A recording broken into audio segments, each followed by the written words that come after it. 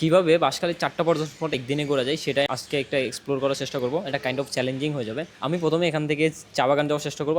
আমার প্ল্যান থাকবে 7টার মধ্যে যাতে আমি চা বাগান পৌঁছে যেতে পারি এবং 8টার মধ্যে আমরা চা বাগান ঘোরা শেষ করবো।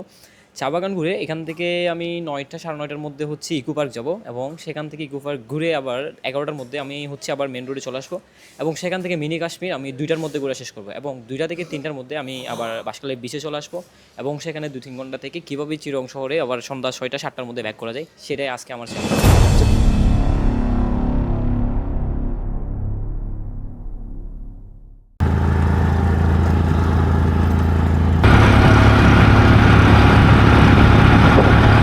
এখন 7টা 20 বাজে, আমি চা বাগান নামছি। সকালবেলা চা বাগানটা আসলে আসলে একটু ডিফারেন্ট লাগতেছে, কেননা একটু একটু সূর্য উঠছে। 7টা 20 শীতকাল, এখন আগে গেছে। এখানকার টেম্পারেচার 17 ডিগ্রি সেলসিয়াস আর কি।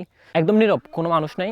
এখানকার যারা লোকালরা কাজ করেন তারা হচ্ছে কাজে যাচ্ছে, হাতে একটা ভয়ঙ্কর একটা কুই ভাগাতে শিপের একটা দাঁড়িয়ে। সো কয়েকটা কাকের আওয়াজ শোনা যাচ্ছে আশেপাশে।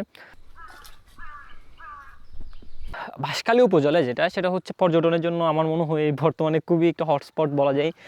মাত্র 377 বর্গ কিলোমিটারের একটা উপজেলা, খুব একটা বড় না আবার খুব একটা ছোটো না, মাঝারি একটা উপজেলা। এটার যে প্রধান যে সড়কটা, সেই প্রধান সড়কটা বাঁশখালীটাকে একদম দুই ভাগে ডিভাইড করে রাখছে।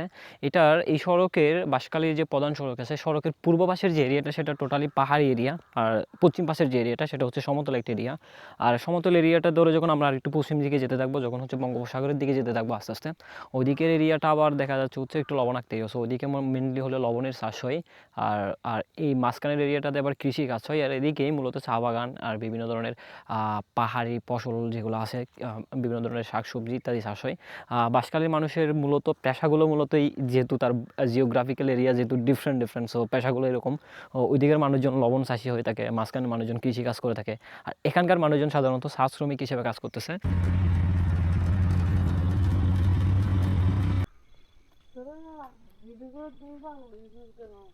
আমি এখন হচ্ছে চাঁদপুর বাজারে, সাথে আমার সাথে একটা বাঁশখালীর ট্রেডিশনাল চা, খুব সম্ভবত এখানকার। উনি এখানে চাল ভাজা, তিল আর হচ্ছে নারকেল কুচি করে ইউজ করছে আর কি। খেতে একটু ভালোই লাগতেছে নারকেলগুলোর সাথে।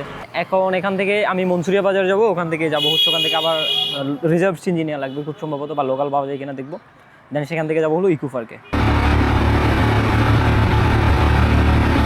এটা হচ্ছে বাঁশখালীর খুবই পপুলার একটা মিষ্টি, অনেক নাম ডাক আছে বাণীগ্রামের মিষ্টি। ভালোই। আমার যেহেতু 4টাতে যাওয়ার প্ল্যান ছিল, এখন 4টাতে যাওয়ারই চেষ্টা থাকবে। তবে আমি প্রায়োরিটি লিস্ট অনুসারে আমার এখন মিনি কাশ্মীর যাওয়ার প্ল্যান। সো আমি এখন থেকে চাঁদপুর বাজার থেকে সিএনজি নিয়ে সোজা হচ্ছে আমি চাম্বল বাজার যাব। ওইখানকার ভাড়া পড়বে জনপ্রতি 70 টাকা মতো।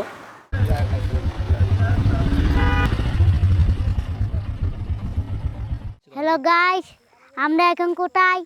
আমরা এখন পাহাড়ে, mini Kashmir, one kinda mini Kashmir. এখানে অনেক হাতি আছে। হাতি কালকে একটা আসিল, চলে গেছে, পরশ একটা আসছে।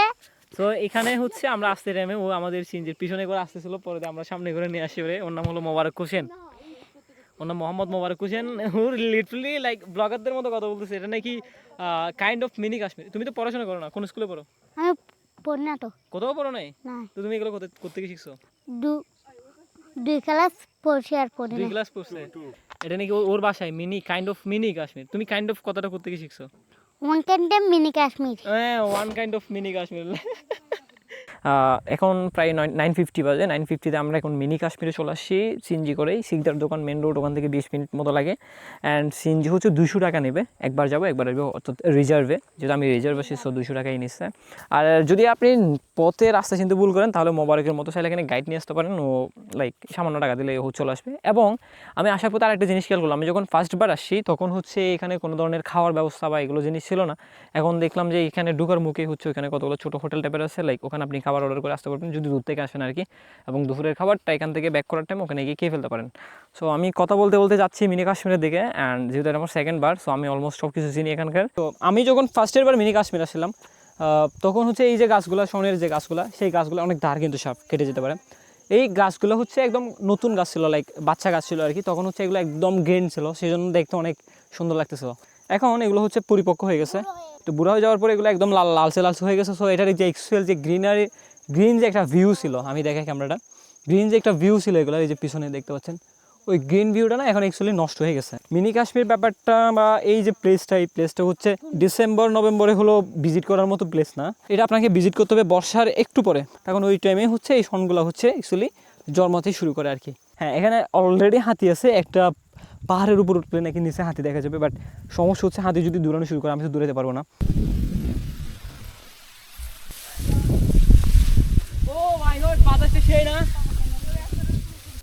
এখন 11টা বাজে, আমার মিনি কাশ্মীর ঘোরা শেষ। 11টায় আমার এখন 2টা স্পট ঘোরা শেষ, সকাল 6টা থেকে 11টা, দ্যাট মিনস অলরেডি 5 ঘন্টা গেছে গা। আর এখন আমার হাতে আরও, যদি আমি 7টা পর্যন্ত আমার হাতে টাইম ধরি, আরও 8 ঘন্টা আছে। সো 8 ঘন্টায় আর 2টা স্পট আমরা ঘুরবো। সো ভেরি মাচ ইজি, যেহেতু বিচে যাবো লাস্টের দিকে, সো বিচের জন্য কিন্তু টাইম দরকার। এই জিনিসটা পুরোটাই ন্যাচারাল, নিচ থেকে নিজে নিজেই উঠতেছে। এটার সাইন্টিফিক ব্যাকগ্রাউন্ড কী বা কীভাবে কী কাজ করতেছে আই ডোন্ট নো। অলরেডি এই সকালটার মধ্যে আমার 2টা স্পট ঘোরা শেষ। দুপুরে খাবারের টাইম যেহেতু হয়েছে, খেতেও লাগছে, তো আমি কি করছি, এখান থেকে আমি যাবো ইকো পার্কে, খাবারটা পার্সেল নিয়ে ইকো পার্কে যাবো, ওখানে খাবারটা খাবো আর কি।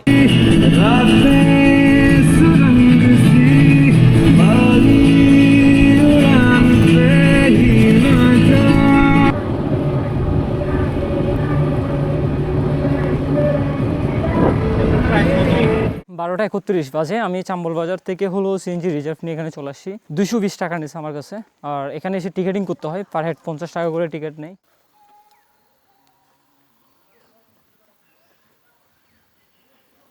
বিরিয়ানিটা পুরোটাই স্ক্যাম।